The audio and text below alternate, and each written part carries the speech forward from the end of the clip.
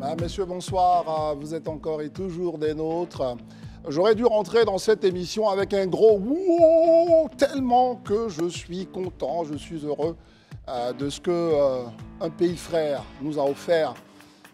L'abnégation, l'envie a permis justement de donner une belle leçon à nos éléphants qui, eux, ont retenu la leçon et se préparent pour une sortie le lundi prochain. C'est de cela qu'on parlera ici. Mais je voudrais quand même vous parler de quelques chiffres. Le saviez-vous? En 36 matchs, 89 buts. C'est une canne. Je ne vais pas dire de l'orgie, mais en tout cas, c'est des mots qu'on aime bien en sport. Et puis, hier, il n'y a eu qu'un seul but lors de cette journée, qui était une journée cruciale pour les éléphants. Et c'était le but de qui? Le but du Maroc, avec celui qu'on peut présenter évidemment comme notre sauveur, Hakim Ziyech. Voilà, lui on ne le recevra pas, mais à notre grand regret. Bonsoir Christelle. Bonsoir André, effectivement la joie est grande. Nous nous sommes séparés hier sur ce plateau très fébrile, on va dire, de la santé. La température montait, on était un peu craintifs. On tournait un peu dans les couloirs de la télévision, regardant le match un peu, ne le regardant pas. Et puis voilà, on comptait les minutes. Heureusement que les arrêts de jeu ne sont pas allés dans les 10 minutes, 11 minutes ou 15 minutes. On n'a eu que 5, Barry. Ouais, et puis voilà, la délivrance est arrivée, la Côte d'Ivoire est qualifiée, elle ne sera pas éliminée au premier tour. On a évité cette honte-là et on part pour les huitièmes. Ça casse ou ça passe. En tout cas, bonsoir encore chez vous et merci d'être avec nous. C'est le Grand Talk. On démarre maintenant.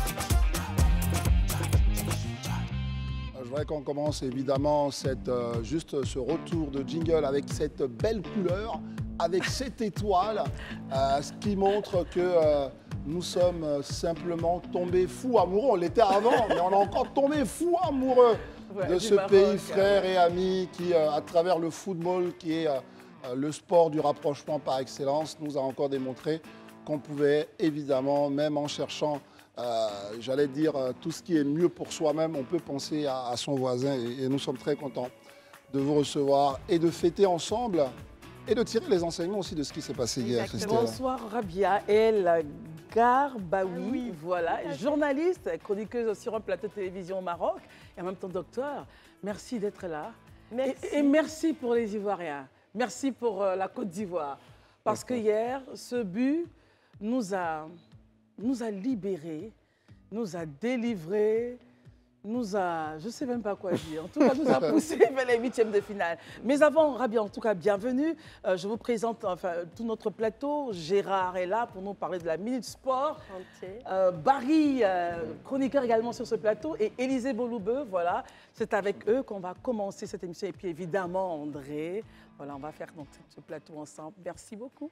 Merci à vous, merci pour cette invitation. Je suis très heureuse de me retrouver parmi vous. Je voudrais d'abord vous féliciter pour l'organisation de cette manifestation sportive. Elle est juste extraordinaire. J'ai assisté, donc j'ai regardé à travers la télé la cérémonie d'ouverture. Était d'un niveau international, était d'un niveau vraiment extraordinaire. Ça, c'est d'un côté. Et je voudrais aussi vous remercier pour l'accueil ici en Côte d'Ivoire. Ce n'est pas la première fois que je viens en Côte d'Ivoire. Et donc, j'ai la confirmation et la validation de la bienveillance ivoirienne. Cela fait la 6e fois que je frôle le sol ivoirien. J'ai toujours été autant bien accueillie. Vous avez vraiment des valeurs humaines qui sont extraordinaires. En tout cas, ils me vont, ils me touchent. Je les porte moi-même. En tout cas. Et voilà, c'est la meilleure canne, la canne de l'hospitalité. Il y a une chanson, enfin, il y a un refrain que reprenait le COP marocain hier à Saint-Pétersbourg. C'était quoi? On va gagner ce soir et qualifier la Côte d'Ivoire. Enfin, exactement. C'était dans l'esprit. J'étais au milieu de la foule qui disait ça. Moi, j'ai des vidéos, j'ai des preuves. Si, bien sûr, je l'ai vu. Donc c'est pour ça que quand je vous vois, j'en parle. Donc, vraiment, on est très heureux d'être avec vous. Même avant, on va essayer de... après tout, vous êtes journaliste, vous êtes commentatrice. Je suis chroniqueuse. Chroniqueuse, mais c'est pas... Enfin, voilà. Vous êtes commentatrice de l'actualité, c'est aussi bon, on va parler avec vous. Mais tout de suite, il faut qu'on entende Gérard, notre spécialiste, qui va nous raconter ce qui s'est passé hier à travers le 6 minutes sport qui va commencer maintenant. Et on démarre avec le générique maintenant.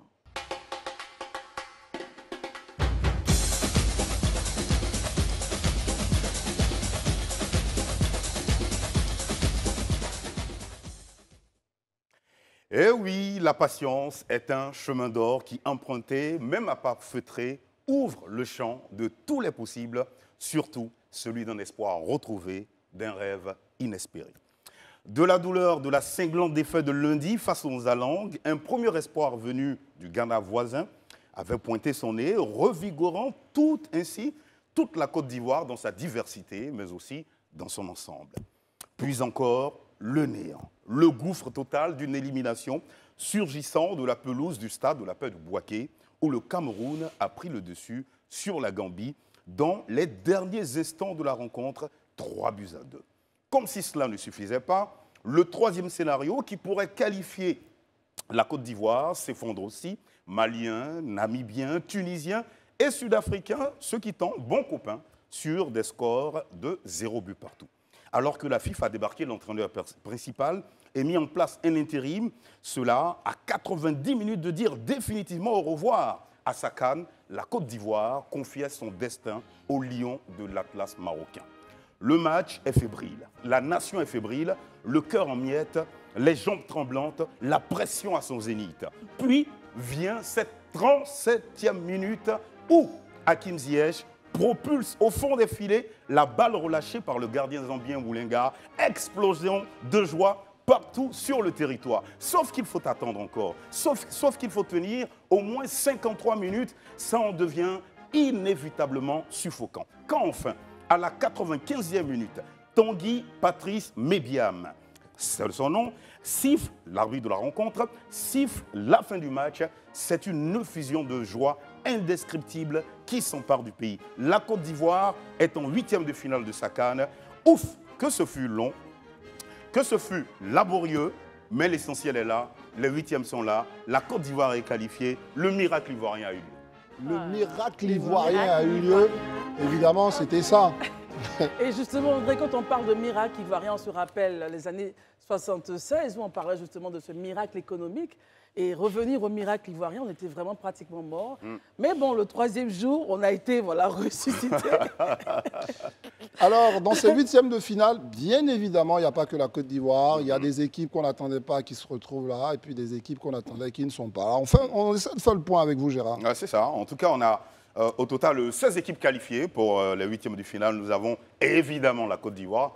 Voilà, on est mieux servi que par soi-même. Il y a le Sénégal, il y a le Burkina Faso, il y a le Mali, la Guinée, le Nigeria, le Cap-Vert, l'Angola, la Namibie, le Maroc, la Mauritanie, le Cameroun, l'Afrique du Sud, la République démocratique du Congo, la Guinée équatoriale et l'Égypte. Alors allons-y maintenant sur les affiches. Les 8e de finale. Ouais. Ce sont des affiches, en tout cas très très très intéressantes. Déjà, on a un savoureux et passionnant Nigeria-Cameroun. C'est prévu déjà pour ce samedi 27 janvier à partir de 20h. Voilà, là, ça va vraiment chauffer entre les deux voisins. On aura aussi un non moins passionnant Mali-Burkina Faso. Voilà, c'est des voisins, c'est un duel ouest-africain. Et puis on a, on va dire, c'est un quart de finale un tout petit peu inédit, voilà, par son caractère. On a le Cap-Vert et la Mauritanie, on a l'Égypte et la République démocratique du Congo, et puis nous avons le Maroc et l'Afrique du Sud. Exactement. Voilà, le Maroc et l'Afrique du Sud, ce sera donc pour le 30 janvier. On a aussi l'Angola et la Namibie, c'est aussi ce samedi, et puis la Côte d'Ivoire et le Sénégal. La Côte d'Ivoire et le Sénégal, et dans cette opposition à venir, vous voyez donc un duel sur le coup donc, de lundi 20h. Exactement. En tout cas, c'est un duel dans le duel, dont le premier défi sera d'acquérir la qualification déjà pour les quarts de finale. Ensuite, les deux leaders techniques qui sont Seko Fofana et Sadio Mané voudront particulièrement briller parce qu'ils sont coéquipiers déjà en Arabie Saoudite, en Saudi Pro League, à Al Nasr. Voilà, ils sont coéquipiers. Donc, chacun voudra asseoir, dire que, écoute, c'est moi le patron. Je me dis particulièrement, Seko Fofana va se dire, tiens, je suis chez moi, je suis à domicile, faut que je montre les crocs. C'est vraiment très, très important. Derrière ça, il y aura aussi un autre duel. Ce sera le duel des gardiens. Voilà, on a 2 gardiens. Nous avons notre gardien Yaya Fofana, c'est 1m94. Il est au SCO d'Angers, voilà. Il est vraiment son pied le plus fort, c'est le pied droit. Il est bon, mais lui, par exemple, si on veut comptabiliser ses prestations pour cette phase aller, il a pris quoi, 5 buts. 5 buts, voilà. Il a pris 5 buts, voilà. Et je suis sûr qu'il aura à cœur de se racheter. En face de lui, il y a un certain Edouard Mendy, voilà, qui a également 1m94. Il évolue à Al Ahly en Saudi Pro League, qui est 3e du championnat d'Arabie Saoudite. Lui, par contre, il a encaissé un seul but tout au long de ses phases de poule, et il a fait 2 clean sheets, par exemple. Voilà. Alors, donc, on s'attend, nous, en revanche, à avoir une rencontre qui va se solder par de nombreux buts. Déjà, pour le plaisir des amoureux du foot, évidemment, pour le plaisir des Ivoiriens, même si, évidemment, ici, on a reçu Mme Diagne Montero. On l'aime beaucoup, mais la Côte d'Ivoire est celle que nous préférons. Les 8e de finale, c'est aussi la probabilité des tirs au but. On ne sait jamais. Des prolongations qui 90 minutes et plus, en tout cas. Voilà, donc on espère que notre gardien est prêt pour cette éventualité-là. Très bien. Merci Gérard. Merci beaucoup Gérard. Et je vous en prie. Très bien. C'était donc 6 minutes sport. On ferme la porte.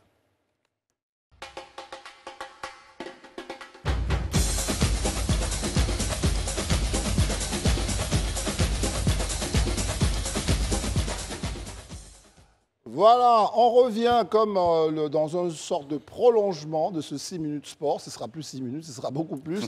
On va essayer de débattre avec vous donc de ces éléphants-là. D'abord, vivons quand même ensemble.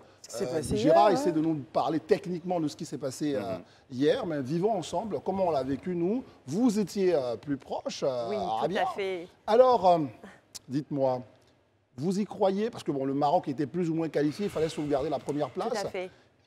Là, c'est une question que beaucoup se posent. Oui. Est-ce qu'il y avait vraiment, chez les joueurs, peut-être chez les supporters, est-ce qu'il y avait une vraie volonté de faire qualifier la Côte d'Ivoire? Ah, mais ce n'est même pas une question qu'on se pose.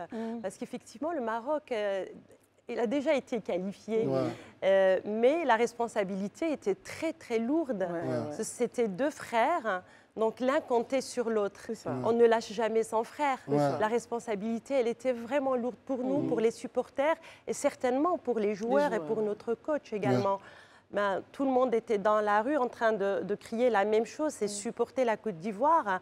Même au Maroc, moi j'ai reçu énormément de messages de mes amis marocains qui disaient il faut encourager la Côte d'Ivoire. Donc en fait, hier, on a eu une double victoire, double joie, parce que le Maroc est passé, mais il est passé avec la Côte d'Ivoire. Les frères ne se lâchent pas. Moi, je l'ai répété plusieurs fois. Et c'était pour nous une double qualification, en fait. Une qui était vraiment certaine et une, on s'est battu pour l'avoir. On a été hier 70 millions à être heureux, 40 au Maroc et 30 en Côte d'Ivoire. Donc c'était vraiment une joie immense. On a vécu une émotion dans les gradins, mais qui était immense. Moi, j'ai enregistré des Ivoiriens quand le Maroc a marqué. Ils étaient mais vraiment en transe. C'était extraordinaire, les Marocains aussi. On voit encore les images. C'est ça toute la beauté, en fait, André, des relations entre nations. Le Maroc et la Côte d'Ivoire, depuis les pères fondateurs, le roi Hassan II, et le président Houphouët-Boigny, c'était des relations assez fortes. Et quand la politique se déverse sur des, on va dire, je ne dirais pas des velléités sportives, mais comment on rattrape l'autre et on le pousse, c'est quelque chose d'extraordinaire. C'est clair que ça fera date dans l'histoire. Et j'aime bien cette image qu'on a vue. Elle est magnifique. En 1988, lorsqu'il y avait l'inauguration du boulevard Félix Houphouët-Boigny à Casablanca. Tout à fait. Et puis ce match, il arrive après le 60e anniversaire. C'est vraiment d'amitié entre le Maroc et la Côte d'Ivoire. Il y avait beaucoup de symbolique, en fait. On en a beaucoup parlé au Maroc. C'est ça, il y avait beaucoup de symbolique à travers cette rencontre, tout ça. Tout à fait. Beaucoup de symbolique, un continuum de relations, d'amitié, de fraternité. donc qui date de 1962, et puis qui a été aussi bien validé, consolidé par le traité d'amitié en 1973. Donc en fait, notre amitié ne dure pas, ne date pas d'aujourd'hui. Voilà, ne date pas d'aujourd'hui. On a grandi au Maroc avec l'amitié sud-sud, l'amitié avec nos amis frères africains, et puis notamment en Côte d'Ivoire. Merci beaucoup Rabia. Alors les amis, lundi nous étions ici, complètement chenés. Je pense qu'on cherchait à savoir comment on allait tenir le coup, mais finalement on a fait cette émission. Et Barry, de lundi à aujourd'hui, qu'est-ce qui s'est passé dans votre tête avec cette victoire? Comment vous avez vécu tout ça? Je ne sais pas, c'est quoi vos mots?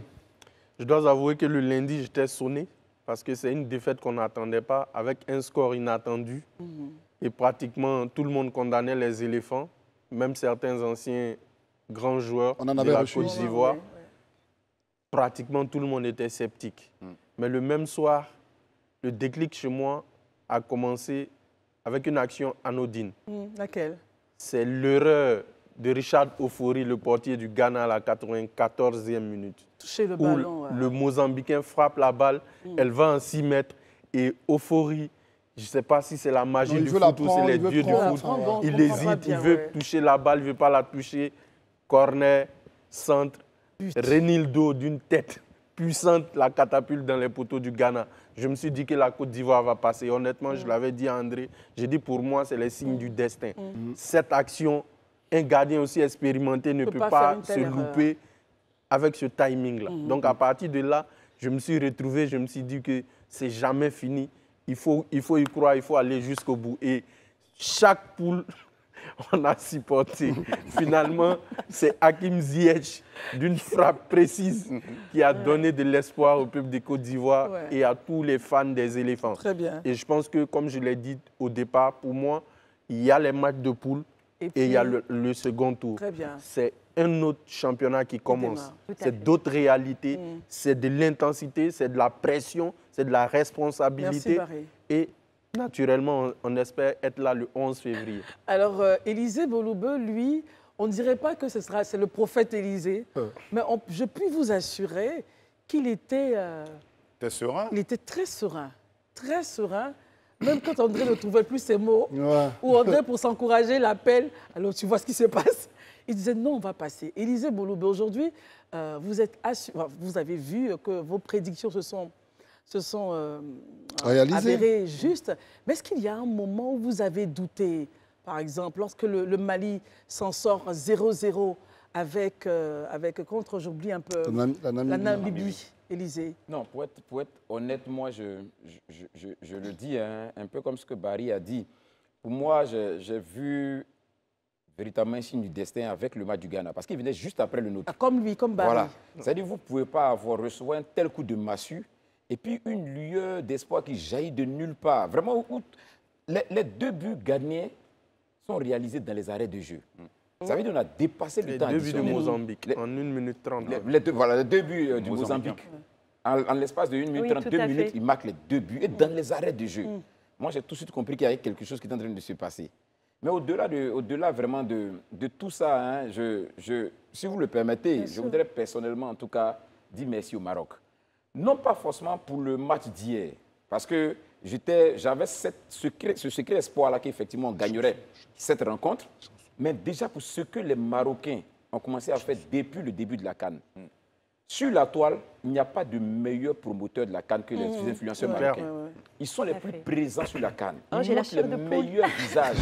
Non, ils montrent les meilleurs visages de la Côte d'Ivoire.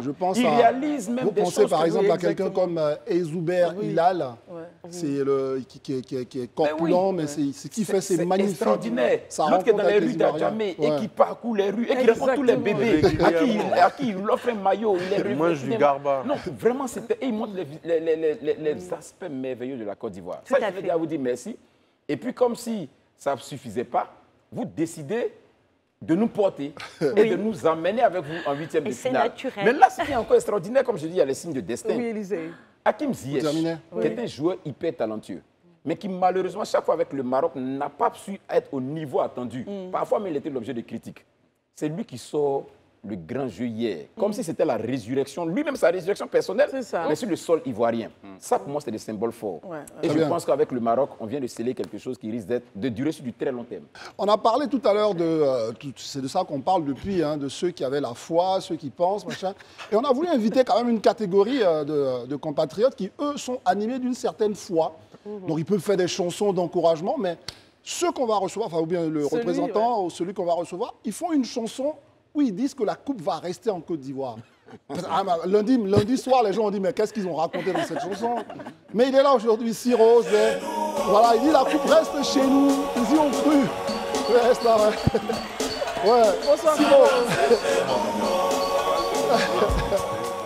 Bonjour.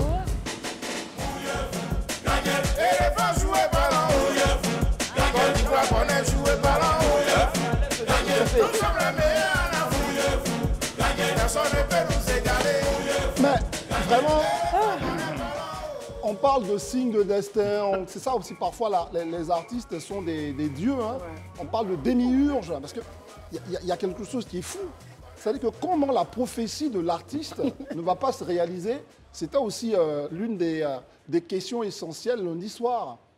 C'était quoi votre état d'esprit? Nous, on a fait une chanson, on dit la coupe ne va pas bouger. Là, c'était à pourri. Mais après, on dit la coupe, c'est chez nous. Elle va rester. C'est quoi? Vous êtes animé de quoi, là? Parce que je pose toute la question à tout le monde parce que c'est vraiment... Je suis un psy. Avant de réagir, j'aimerais donner cette somme de 10 000 francs à la Marocaine. Oui. Au nom de la Côte d'Ivoire.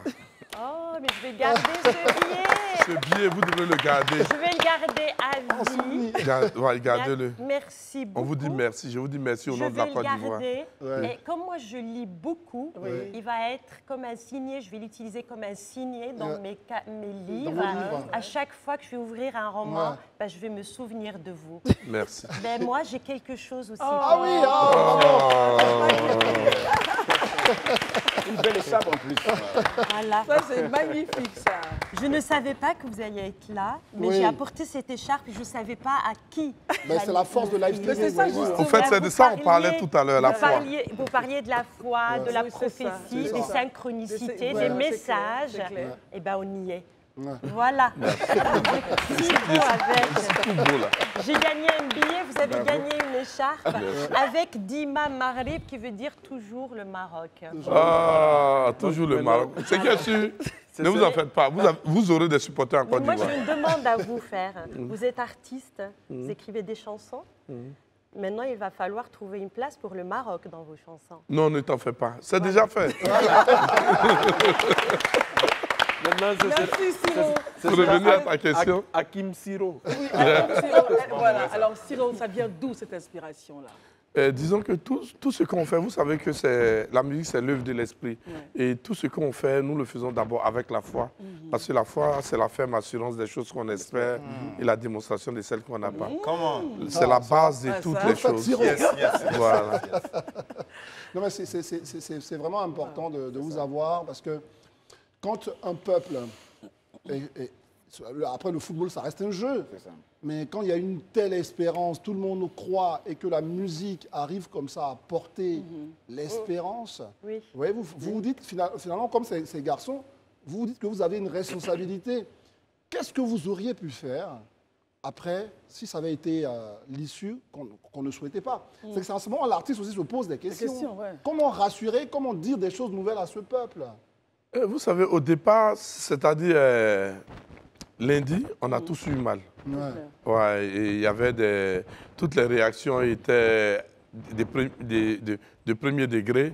Et après, avec la réflexion, avec le recul, bon, chacun a essayé de mettre un peu d'eau dans son vin. Mais je pense que avec là, on allait toujours trouver la solution. Il y avait toujours une solution à trouver. Vous savez, nous sommes un peuple incroyable.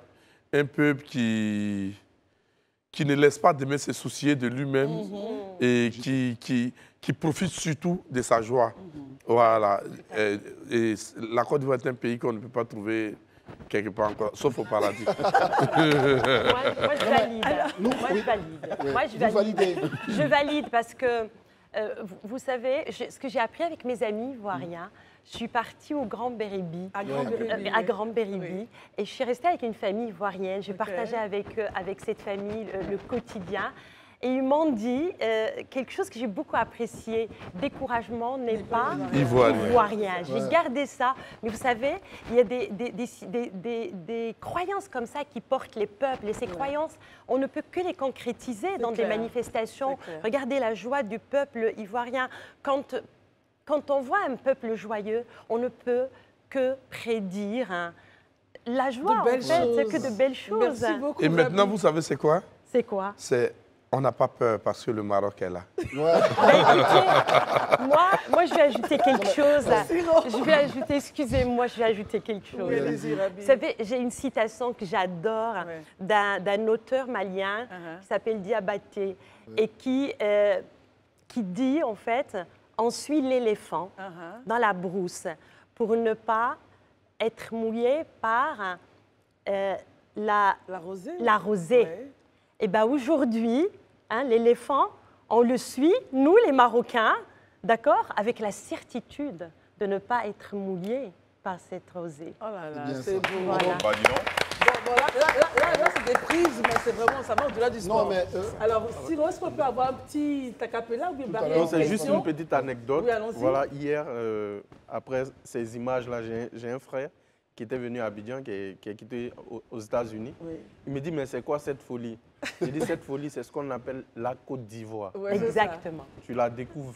Nous, on l'a vu. C'est vrai qu'on est guinéen, mais depuis qu'on est là, on est né ici, voilà, on est habitué à ça. C'est ce qu'on appelle la Côte d'Ivoire. Après le truc.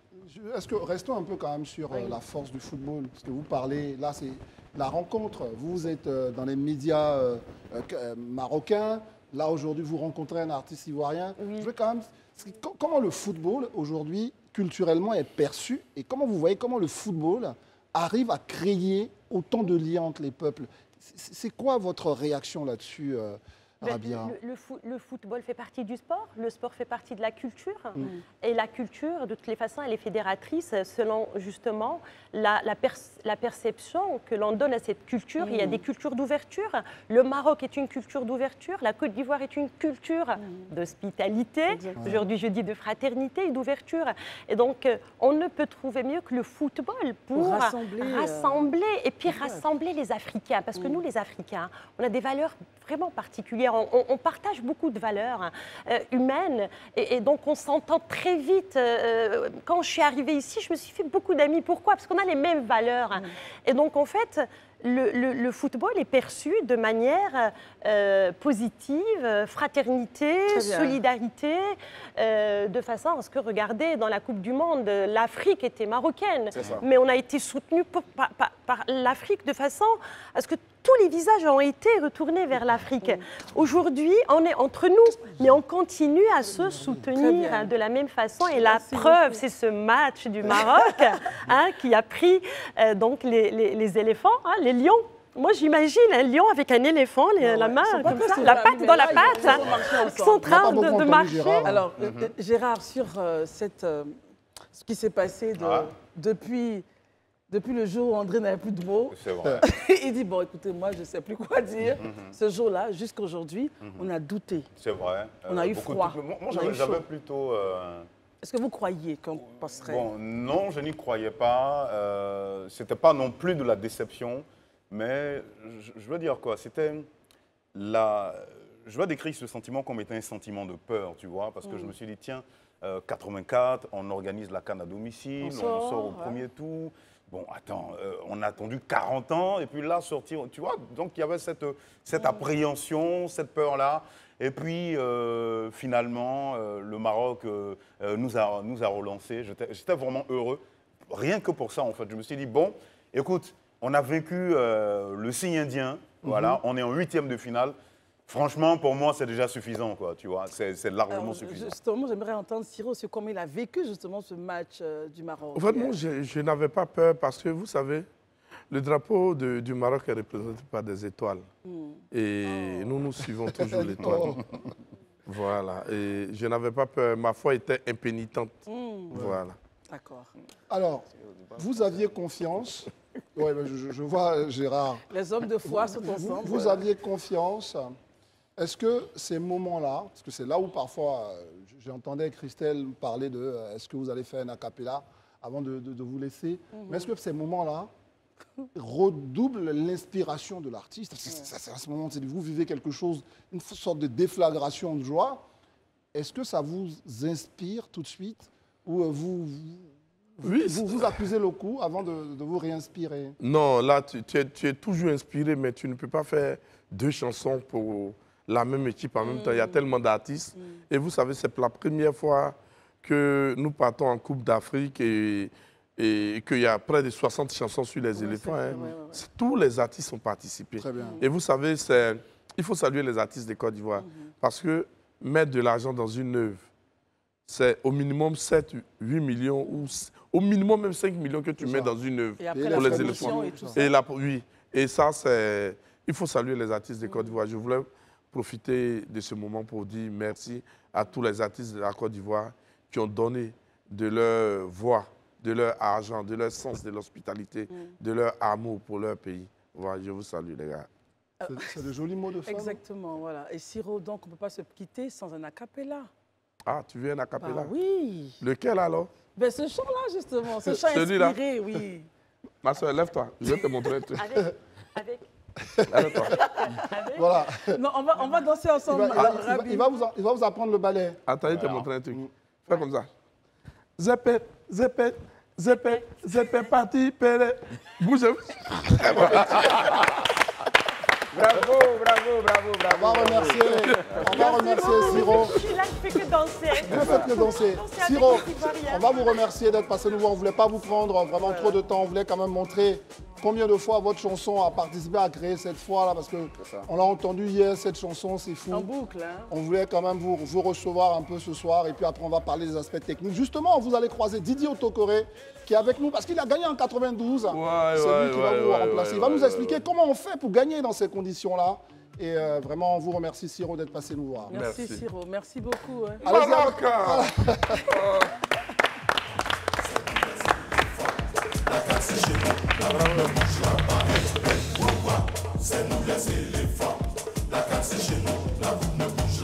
Voilà. Celui qui nous rejoint maintenant, c'est Otokoré Didier, comme le dit Christelle. Yeah. Il revient une deuxième fois. Et vous allez comprendre pourquoi il revient. Avec un peu plus de sourire, ça se passe. La première fois, il est revenu et il nous a dit que nos gens, nos psychologues africains n'étaient pas si bons que ça. Et aujourd'hui, nous, on lui a dit, les psychologues africains ont agi. Ils sont logés dans le sublime village, dans le pittoresque village d'Akradio. Et je veux qu'on parle de... Non, je te taquine, Didier. Est-ce qu'ils n'ont pas agi Didier, il n'y croit pas. Non, je sais, je le taquine, c'est mon petit. Sortons de cette affaire d'Akradio. À quoi vous croyez? En quoi on croit? On croit que les joueurs ont du talent. Voilà, ils ont du talent. Donc, et voilà, ils vont faire ce qu'il y a à faire. D'accord. Mais non, mais je veux dire, s'il y a des choses qui se passent du côté d'Akradio, dites-nous, hein, on est là pour ça. Non. Non, vous n'y croyez pas. Je rappelle simplement que Didier a écrit un joli bouquin sur ses années foot, ses années donc au cœur des éléphants.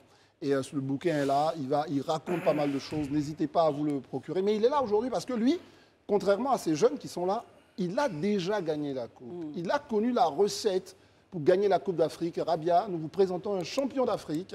Il a gagné en 1992 avec les éléphants de Côte d'Ivoire. Et il est avec nous pour décrypter un peu tout ce qui s'est passé. Et c'est pour ça qu'on le reçoit. Didier, avant de penser au match qu'on aura contre la Teranga, les Lions de la Teranga, essayons de comprendre un peu ce qui s'est passé contre la Guinée équatoriale et comment est-ce que les éléphants, justement, préparent ce match-là. Est-ce qu'ils ont repris du poil de la bête? Il y a eu des chocs émotionnels forcément pour eux. Ça n'a pas été facile pour tout le monde et on imagine pour eux. Alors vous qui êtes passé par la case champion, expliquez-nous un peu, enfin essayez autant que faire se peut, comment est-ce que... Je vais essayer. Hein. Voilà, vous essayez. Essayez Didier parce que je n'ai pas connu ce qu'ils sont en train de connaître actuellement. Mais en tant que joueur, il y a des émotions qui se ressentent, qui traversent le temps, c'est clair.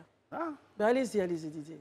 Bon là, moi je ne veux pas parler comme un supporter. Je veux parler comme quelqu'un... qui a joué au football, comme le technicien. Un technicien. C'est vrai, la déception était tellement grande que le fait d'être, c'est même pas qualifié, c'est un repêchage. Le fait d'être repêché donne une joie qui est normale par rapport au public. C'est le public. Voilà. Sinon, moi, franchement, je suis content sans plus. Pourquoi? Je suis content sans plus parce qu'on a une équipe qui a du talent. C'est des bons joueurs. Ils jouent presque dans tous les grands clubs d'Europe. Il y a quelque chose qu'ils n'ont pas encore. Peut-être que ça va venir. Mais c'est quoi cette chose-là? Ils ont envie, hein. Ils ont envie de gagner.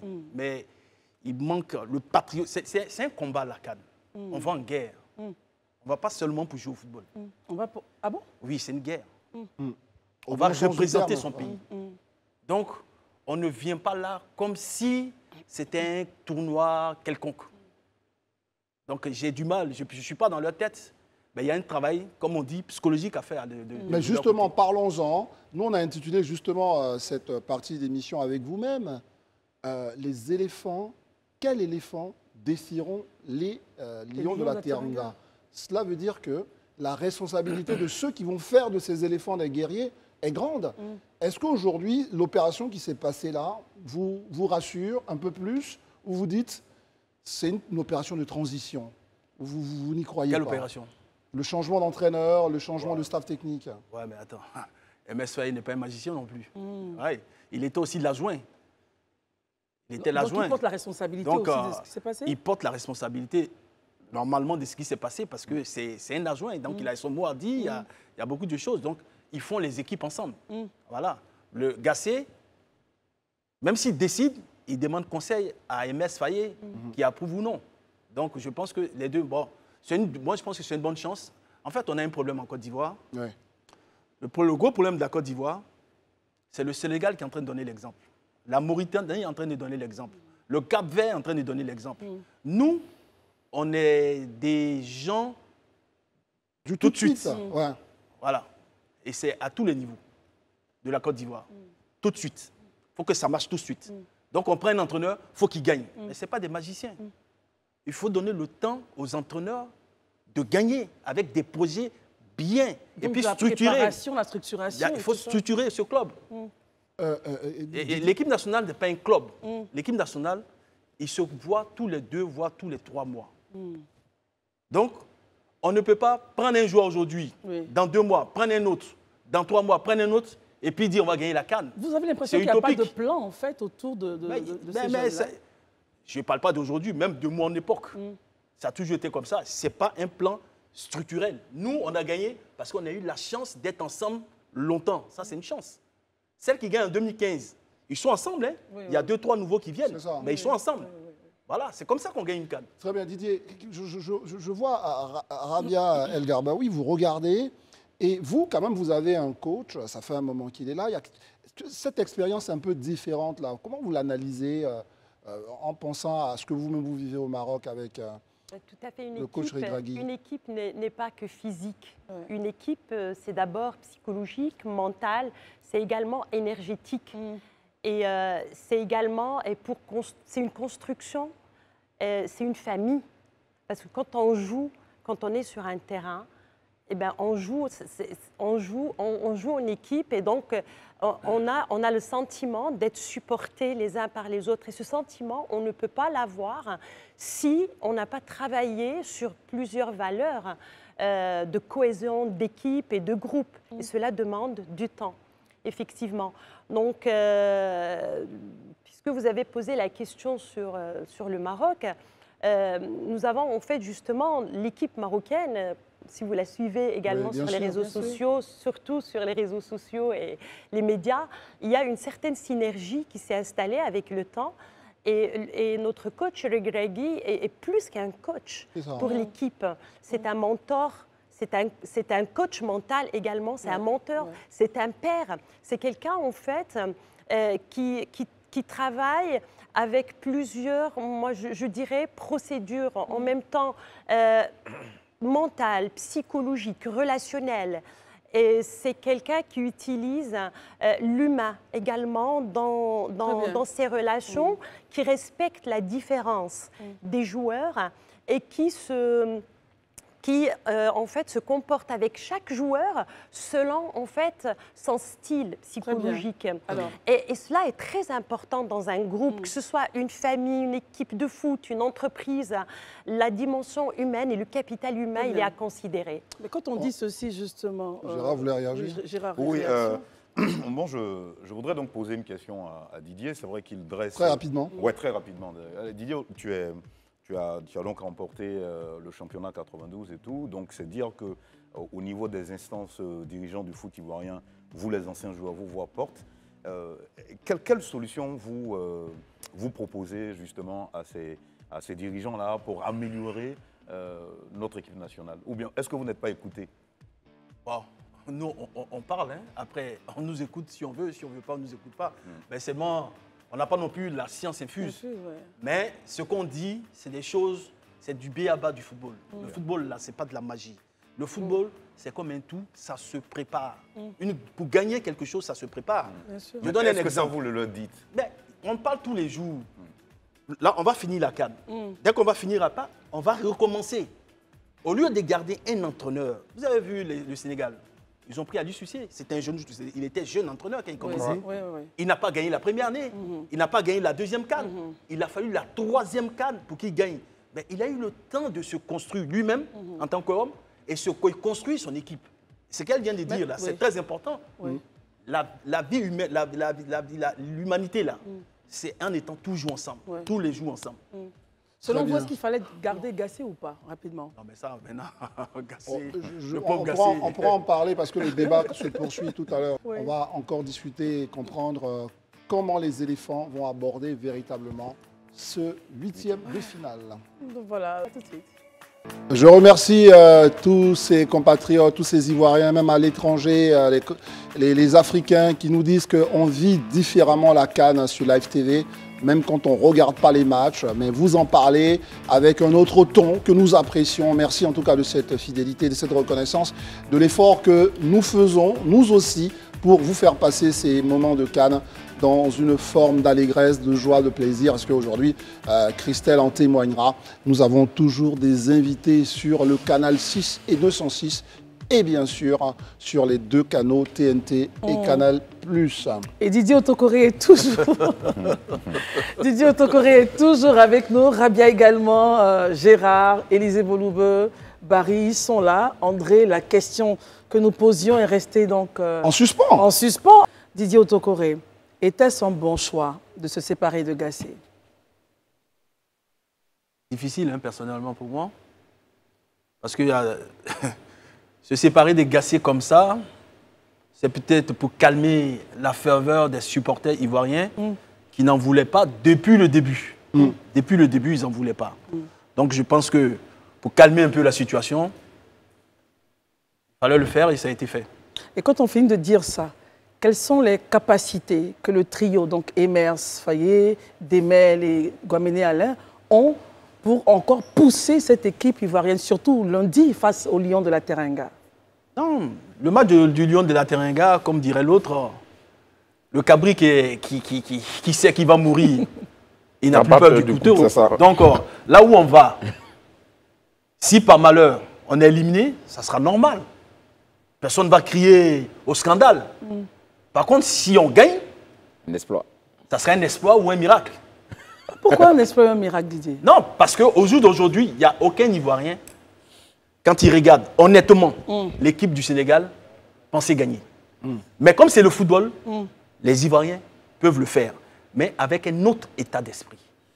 Justement, votre voisine à côté, après vous, je vais vous poser la question, comme notre Christelle va vous poser la question aussi. Quand vous entendez l'état d'esprit comme ça des Ivoiriens, après ce que d'aucuns appelaient un miracle, d'autres disent non, comme Didier, parce qu'il est scientifique, lui, c'est un technicien. Vous vous dites quoi? On est trop défaitiste, on se laisse aller dans des débats, il faut qu'on profite. Vous dites quoi, Rabia? Alors, je suis chroniqueuse, je suis docteur en sciences humaines et je suis aussi coach et formée en psychologie et j'ai un mot à dire dans ce sens. Parce qu'effectivement, on est dans le foot, il y a une certaine technicité, mais je trouve que le foot, c'est la logique illogique. On a eu toujours des surprises dans des manifestations sportives, des surprises, mais vraiment inattendues. Et c'est ce qui fait justement la valeur du foot. Si tout était logique, mathématique, de façon vraiment très cartésienne, on ne serait pas dans cette émotion de surprise, de miracle dont vous parlez, de foi, d'intention, ce qu'on appelle chez nous nia, l'intention de gagner. Donc, quand on suit un match de foot, on ne le suit jamais avec certitude. On le suit surtout pour l'incertitude. On le suit surtout pour les surprises. Est-ce que ça, Rabia, permettez-moi de vous couper, est-ce que ça parle à Didier? Non. Parce que ce qu'elle dit, j'ai le sentiment que c'est ça le foot. Je sais que ça ne lui parle pas. Je sais, lui c'est un homme de terrain. Voilà. Moi, je suis supporter, spectatrice. On ne va pas avoir le même langage. Lui, il a parlé de guerre tout à l'heure. Et je sais de quoi il parle. Parce que quand ils sont sur le terrain, l'art est facile, la critique est l'art est difficile, mais la critique est très aisée. Voilà. Donc lui, c'est un homme de terrain, c'est un guerrier, c'est quelqu'un qui court derrière le ballon. Mais quand on voit les joueurs, effectivement, moi hier, le match, quand je l'ai vu, j'ai dit mais quelle guerre, mais quelle guerre, mais quelle guerre. Donc je comprends de quoi il parle. Mais lui, il va pas comprendre comment nous, téléspectateurs, nous regardons le match. Donc, on ne va pas s'entendre sur les principes. Mais on peut être sympathique et essayer de comprendre l'un l'autre dans ce sens. Non, mais je suis sympathique. Qu'on pouvait gagner. Non, mais Didier, vous avez touché notre joie, notre bonne humeur. Mais avec un autre état d'esprit. Voilà, un état d'esprit. Voilà. Non, Élisée Boloubeu, est-ce que quand Didier dit si on gagne le Sénégal, c'est un miracle, et pour gagner, il faut un état d'esprit, vous comprenez un peu ces propos-là? Non, moi, je n'emploierais pas le thème miracle, mais je dirais que ce serait une belle performance, peut-être à la limite d'un exploit. Parce qu'aujourd'hui, quand même, regardez le Sénégal, nous, on l'a vu le Sénégal jouer. Je pense que c'est la seule équipe même qui a fait 3-sur-3, je crois. C'est ça. Voilà. Ça, oui. Voilà, et qui a donc gagné tous ces matchs. Et quand vous la regardez jouer, vous sentez une cohésion dans toutes les lignes, en fait, de la défense jusqu'à l'attaque. Je vais emprunter les termes d'un journaliste sportif très célèbre africain qui disait que le Sénégal, sur cette compétition, est la seule équipe qui peut vous aligner 2-11 ou 2-11 et demi, qui sont tous de qualité. C'est-à-dire chacun à son poste. Donc, en réalité, aujourd'hui, je dis c'est un commando aguerri qui est au combat. Mais le foot, étant le foot, comme lui-même l'a si bien dit, là, on a vu en Champions League, Lens a battu Arsenal. C'est ça. Voilà. Donc, c'est le foot. Donc, le foot étant le foot, un petit détail, un manque de concentration ici, une suffisance ici peut être la solution à l'équation des Ivoiriens. Donc, c'est ouvert.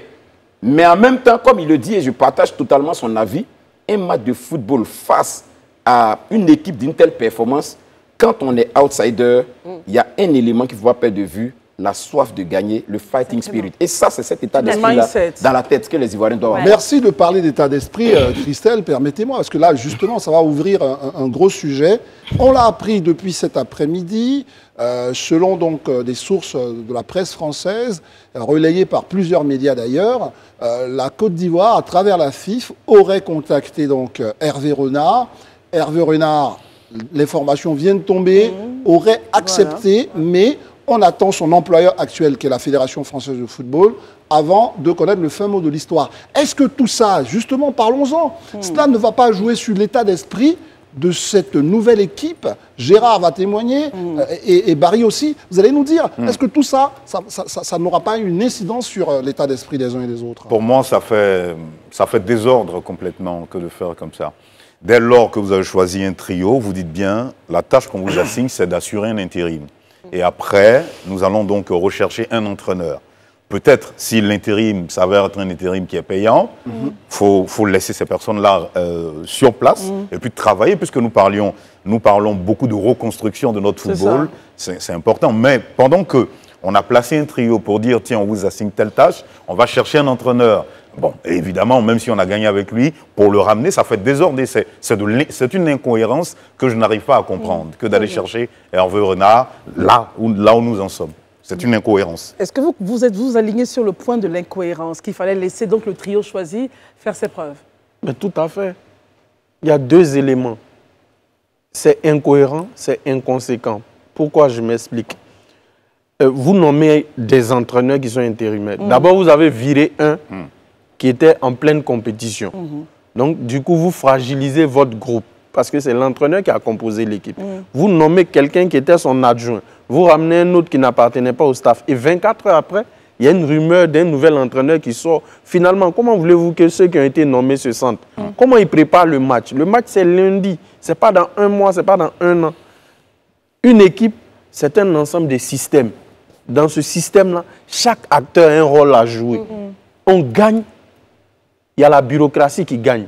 Les leaders, les responsables des fédérations, les présidents de clubs, qui ont une vision quand ils sont élus, quand ils ont mandat. Et c'est à travers cette vision qu'ils choisissent des hommes pour les aider à accomplir leurs objectifs pour lesquels ils sont là. Donc l'environnement n'est pas sain.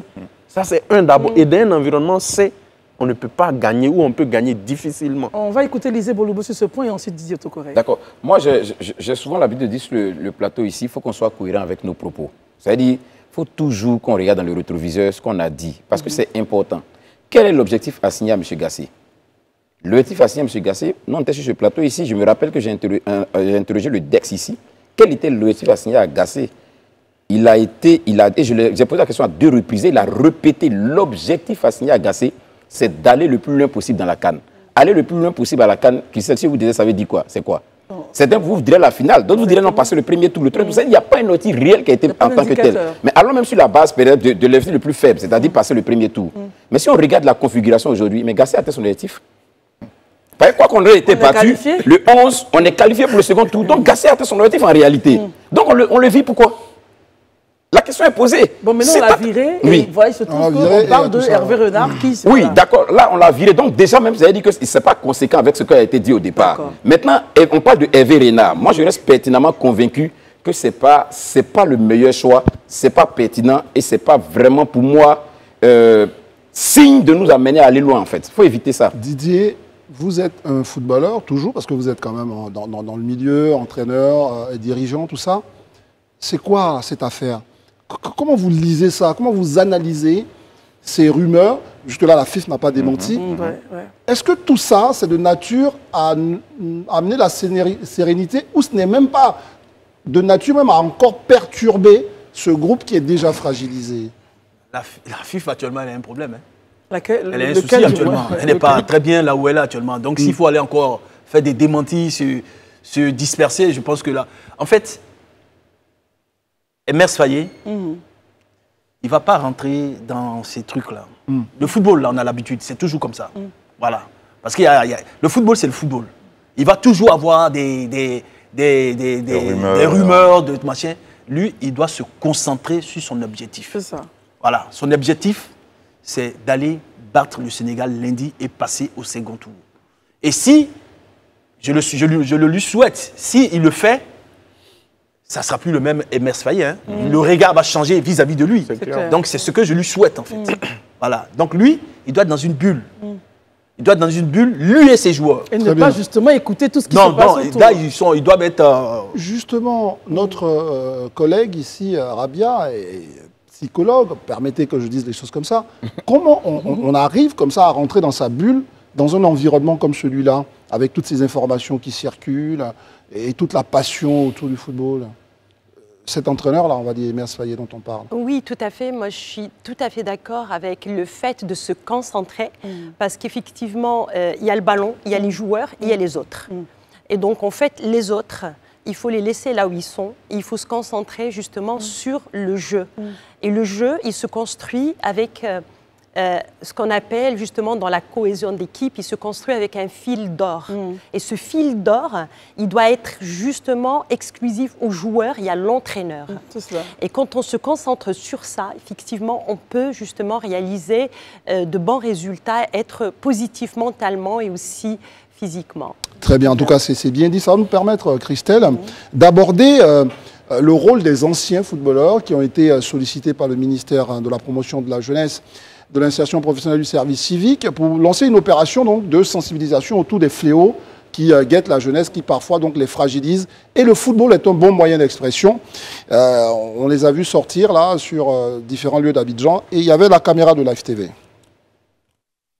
Je vais vous saluer Et puis, bonne chance à la Côte d'Ivoire. Dans le cadre de la CAN 2023 organisée par la Côte d'Ivoire, le ministère de la Promotion de la Jeunesse, de l'Insertion professionnelle et du service civique a initié une campagne de sensibilisation en faveur des jeunes avec l'implication des anciennes gloires du football ivoirien. Les messages tournent autour de l'immigration illégale, les violences basées sur le genre, la drogue en milieu scolaire et bien d'autres, invitant tous les jeunes à s'éloigner des vices et interpellant chaque parent à s'investir dans l'éducation de son enfant. Pour ces légendes du football ivoirien, les jeunes doivent allier études et sport. Nous leur disons que Zézéto, il a commencé à Abidjan avant de se retrouver en Europe. Donc on n'a pas besoin de se retrouver en Europe pour être forcément un grand joueur. Voilà, tout est question de destin. Et il faut lier l'école au football. Si Zézéto et moi, nous n'étions pas allés à l'école, on ne se retrouverait pas en train de les sensibiliser. On est des exemples, donc on est là pour donner des conseils, pour sensibiliser. Parce qu'il faut dire non à la drogue, parce que la drogue, c'est la mort. Une initiative que compte amplifier le ministère de la Promotion de la Jeunesse, de l'Insertion professionnelle et du service civique, même après les compétitions. Au-delà de cette compétition, la vie va continuer. Il faut pouvoir s'éloigner des fléaux sociaux qui minent déjà notre société, notamment les questions d'alcoolisme et de drogue, les questions de VIH-Sida, les questions de VBG, les questions d'immigration mal préparée. C'est bienvenu à eux maintenant de mettre tout à notre disposition pour que nous aussi, on se dise que le pays, on peut faire des choses ici, on n'est pas obligé d'aller ailleurs pour être heureux. Pour ces jeunes, le message de sensibilisation des joueurs qui sont des modèles aujourd'hui doit être suivi à la lettre. Mais voilà une initiative. On avait reçu même ici quelques-uns des participants. Mais là, il fallait qu'on en parle, parce que vous vous rappelez, en résonance, il y a cette attitude que beaucoup de jeunes ont eue suite à la défaite donc des éléphants, et aussi tout le comportement un peu difficile à comprendre que les gens ont en matière finalement d'acceptation d'une défaite. Il faut qu'on en parle avec vous. Est-ce que les jeunes aujourd'hui sont préparés, parce qu'on a l'impression qu'il y a trop de passion, et c'est ça où ces initiatives-là sont bonnes, sont préparés à supporter justement tout un ensemble de choses autour du sport. Et la question, Didier, est pour vous. Comment est-ce que vous arrivez à... Vous êtes un ancien joueur, hein, vous savez ce que c'est que de la pression. 92, vous l'avez subi, cette pression-là. Alors comment on arrive en tant que citoyen, en tant que supporter, à sortir d'un match, d'un stade, André, très calme, la douleur dans l'âme, et marcher calmement et aller chez soi, et ne pas casser, ne pas violenter, ne pas faire des choses pas très intéressantes? Ça, je pense que pour moi, c'est d'abord l'éducation. L'éducation, parce que ce qu'on voit, les cassages qu'on a vus, les jeunes qui ont... C'est toujours des groupuscules de bandes, ça, il y en a partout. C'est partout, ça. Ça, on ne peut pas dire qu'il n'y en aura pas, il y a la déception, et puis ils ne font jamais ça seul. C'est toujours des groupes. C'est toujours des groupes. Or, on me dit que quand tu es dans un groupe, tu n'es plus le même. Voilà. Ah oui. Un homme dans un groupe n'est plus le même. Donc, je pense que ça, c'est une bonne initiative. Toujours parler, toujours éduquer. Ce n'est jamais mauvais de toujours sensibiliser. Voilà. Même si on sait qu'il y en aura toujours, mais il faut qu'il y en ait de moins en moins. Par exemple, pour le Sénégal, André, il faut donc sensibiliser pour que, quelle que soit l'issue du match, on n'ait pas assisté à ce qu'on a connu lors du match de la Guinée équatoriale. Élisée? Oui, moi je pense que c'est une très belle initiative qu'il faut saluer. Hein. La dernière fois, je disais ici, je pense même que au-delà de cette sensibilisation-là, il faut inscrire, moi c'est un appel même que je lance au pouvoir public, la question même du service civique, même qu'il soit disons, obligatoire, franchement, pour l'ensemble même des populations vivant en Côte d'Ivoire. C'est à ce prix-là, je crois qu'on va arriver à responsabiliser une bonne partie de notre population et à parvenir aux objectifs qu'on veut atteindre en ce qui concerne le retour aux valeurs, voilà, le retour vraiment aux valeurs qui ont caractérisé à un moment donné cette Côte d'Ivoire-là et qui sont inscrites même dans notre hymne national. Tout à l'heure, elle est en train d'expliquer, elle parlait un peu du sens de l'hospitalité. Mais vous savez, notre hymne national commence par salut aux terres d'espérance, pays de l'hospitalité. Et il finit par la patrie de la vraie fraternité. Ça, ce sont des valeurs qu'on doit régulièrement rappeler à chaque Ivoirien et qui doivent rester dans notre esprit. Et de telles initiatives sont vraiment à saluer parce que c'est le lieu de partager vraiment ces messages avec les jeunes et c'est une très bonne chose. Barry? Oui, c'est des initiatives à saluer, comme il l'a dit. Moi, je dirais que c'est des formes de socialisation intermédiaire, en fait. Parce que on parle à des personnes qui s'inscrivent dans un certain nombre d'actions et qui fréquentent un certain nombre de groupes. Et ce groupe-là leur pousse à poser des actes qui ne sont pas louables. Donc, moi, au-delà du service civique, je dirais même qu'il faut ramener le service militaire obligatoire pour ceux qui sont aptes. Parce que ce sont des services qui peuvent amener les jeunes à comprendre un certain nombre de choses, à les responsabiliser.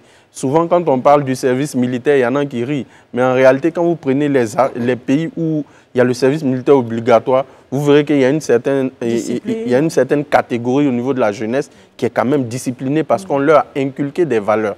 Ce sont les valeurs d'amour de la patrie, d'engagement, de discipline, de responsabilité. Donc, nos sociétés africaines, où il y a un certain nombre de fragilités sociales, ont besoin de ce genre d'initiative pour pouvoir responsabiliser la jeunesse. Vous voyez, on a entendu tout à l'heure le jeune homme dire il faut qu'on nous donne les moyens. Quels sont les moyens qu'ils réclament? Les moyens peuvent passer par le service civique, ça peut passer par le service militaire. On a reçu un mécanicien ici, naturellement, qui était en griffe, un hors-la-loi, en griffe, mais qui a été resocialisé grâce au ministère de la Jeunesse et qui a été primé comme meilleur employé de son entreprise. Ça veut dire qu'à travers ces initiatives-là, on peut reconstruire des vies et des carrières surtout. Très bien. Rabia, sur ce type d'initiative, justement, en grandeur nature comme ça, parler aux jeunes à travers ces mouvements de masse pour essayer de les amener à être plutôt, j'allais dire, cool. Qu'est-ce que vous en pensez, Rabia? Un jeune a toujours besoin d'être écouté. Et quand il n'est pas écouté, il attire l'attention. C'est ça. Et attirer l'attention passe par du mouvement, par de la foule. Il y a quelqu'un qui a la foule est folle. La foule est folle. Donc justement, quand on est dans une foule, on n'est plus le même. Hein, je valide. Et un jeune a toujours besoin, à un moment donné, que l'on suit un petit peu son schéma de pensée, ses besoins, et juste qu'on l'écoute. Et c'est important, justement... Et ça, c'est nécessaire, ça permet aux jeunes de se sentir écoutés? Mais évidemment, se sentir écouté, c'est la première chose qu'un être humain cherche. Quand on est, même vraiment, quand on sort dans ce monde, on veut attirer l'attention, on pleure, on attire, on cherche tout simplement à être écouté. À ne pas être dans l'indifférence, parce que l'indifférence tue et l'indifférence crée de la violence. Très bien. Et des événements comme ça, des associations soutien aux jeunes, permettent aux jeunes de se sentir considérés. La considération est quelque chose de très important pour un jeune. Merci beaucoup, Rabi. Gérard, vous laissez Alors, Gérard, un point de vue. Non, ça va. Je suis globalement d'accord avec tous les avis. Voilà. La sensibilisation, c'est important. Voilà. Alors, Rabi n'est pas venu seul. Aujourd'hui, André, elle est avec Kautar Mouafik, voilà, qui est une influenceuse marocaine qui fait un gros boulot de cohésion entre le Maroc et la Côte d'Ivoire. Non, venez, passez là où vous voulez. Où vous voulez. Tout est ouvert. Tout est autorisé au Maroc aujourd'hui. Vous pouvez passer là où vous voulez. Venez par là, venez ici. Voilà. On va prendre par là. Voilà. Bonsoir Kautar. Bonsoir. Merci de faire ce gros boulot de promotion de la destination Côte d'Ivoire. Parce qu'au Maroc, en fait, elle fait la promotion de la destination Côte d'Ivoire dans vraiment toute sa diversité. Moitié ivoirienne et moitié marocaine. Ça fait plaisir. Vous savez, on a profité pour vous inviter, pour terminer cette émission, parce que la créativité ivoirienne encore à l'œuvre, parce que pendant qu'on invite Kautar, hier, vous allez entendre une chanson, ça peut paraître un peu rigolo, mais qui est déjà sortie pour justement célébrer cette amitié entre le Maroc et la Côte d'Ivoire. Donc on va l'entendre pour terminer cette émission. Ah oui, j'ai vu un ballet ivoirien.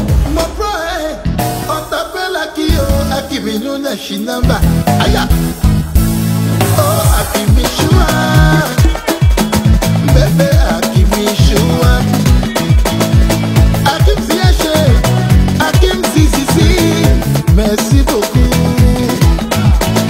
Sophie Boubou Boubou, Sophie Boubou, Sofiane Boufal. Ya Abrabate Chou, Abrachou.